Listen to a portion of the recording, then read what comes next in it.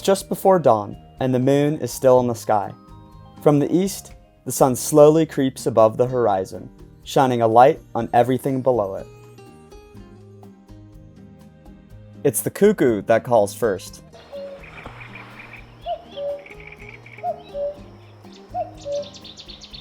And a chorus of birds follow.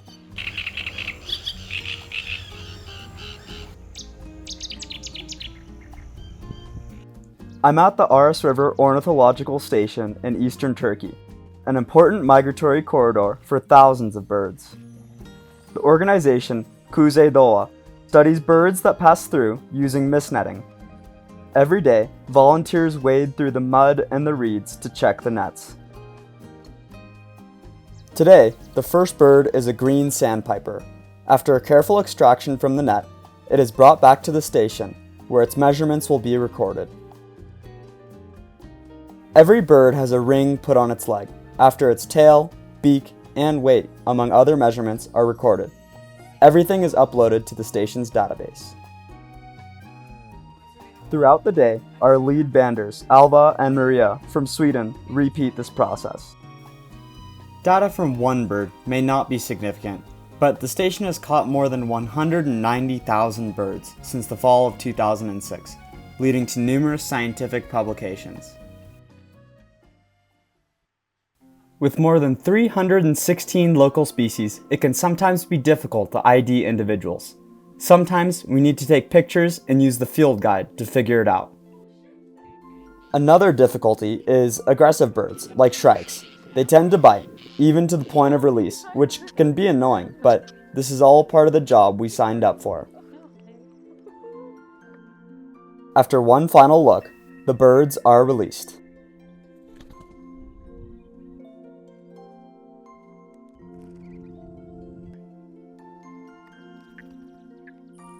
Bird activity peaks in the morning and the evening, but slows during the midday heat. However, if you look closely, lots of life can be found amongst the wetlands. It starts with the wildflowers, giving off sporadic explosions of color. Along with them are the numerous insects. I find that insects often go unnoticed, but the second you pay attention, it can transport you to a small but endlessly complex world. Take this one ant for example. Initially it carried the seed alone, but it eventually joined more and more ants. The path led back to its colony, where individuals from all sorts of pecking orders waited at the entrance. Near the water, you can find damselflies, water striders, bees, and tadpoles. The entire life cycle of a frog is present at one time here, from larva to juvenile and to full-grown adult. Once the temperature reaches 28 degrees Celsius, even the cuckoo stops calling. At this temperature, it is too dangerous for the birds to continue operations, so we close the nets. But this is when the fun part of the day begins. We hit the road, driving past flocks of sheep, before we eventually make it to the grassy hillsides.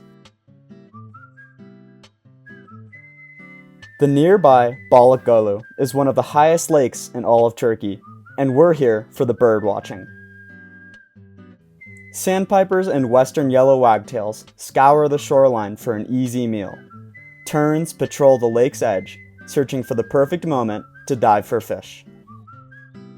It's a beautiful experience to zoom in with binoculars and see life happening on so many different levels. Throughout our time here, we experienced other wetlands of the Uygar province. Wetland ecosystems can compare to both coral reefs and rainforests in terms of biodiversity, and the wetlands of this region help to support 350 different species. With so many species, sometimes conflict arises, like this altercation between a western cattle egret and a black-winged stilt. The stilt successfully defended themselves by bothering the egret until it had enough.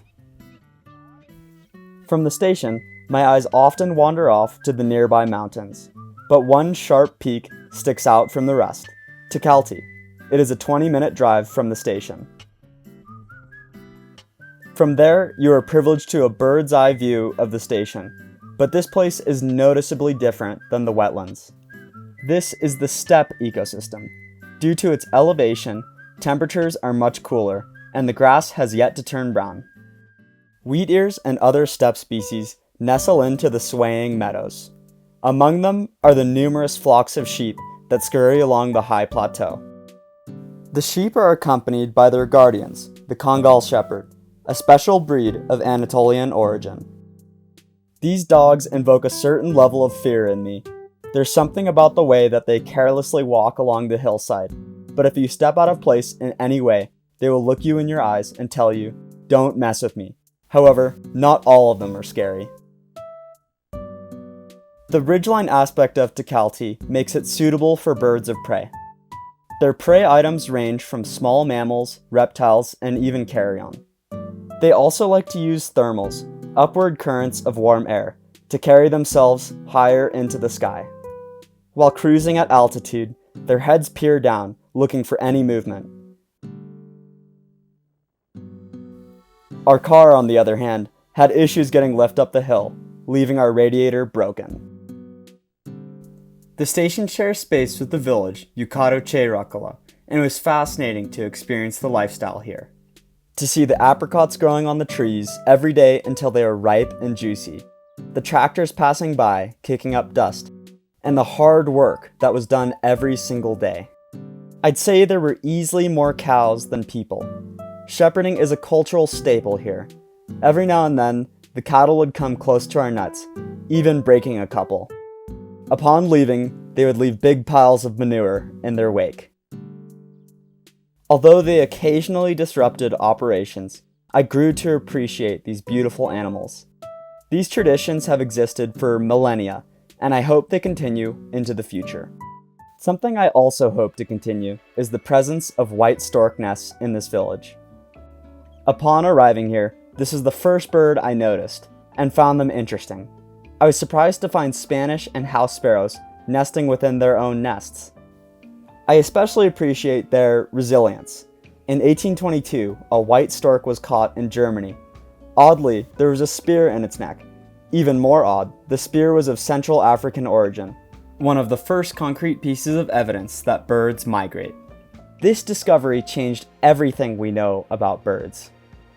These days, our banding station places rings on the storks to track their movements, populations, and breeding behavior.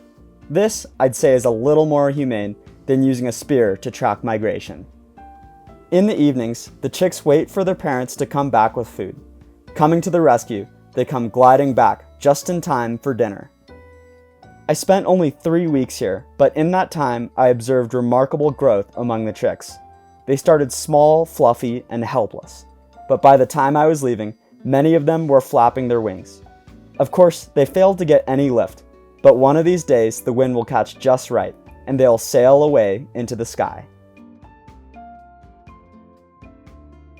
Unfortunately, water is gold, and there are plans in action to dam the Aras River, to submerge much of what I just showed you under murky and stagnant waters.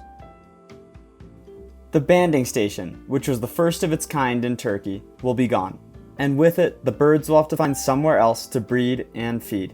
This means the birds of prey, the bee eaters, the storks, and 314 other species will lose habitat. Even the village, with its rich history and culture, will be wiped clean. And the plants that are the foundation of these wetlands will be gone. Riparian plants take dirty water and clean it as it flows through. Without them, the lake will build up impurities, leaving it with a brown hue. It's rare to find a place like Aras, a place so full of beauty and life. And as all beautiful things should, I hope that this place continues to exist for many years to come.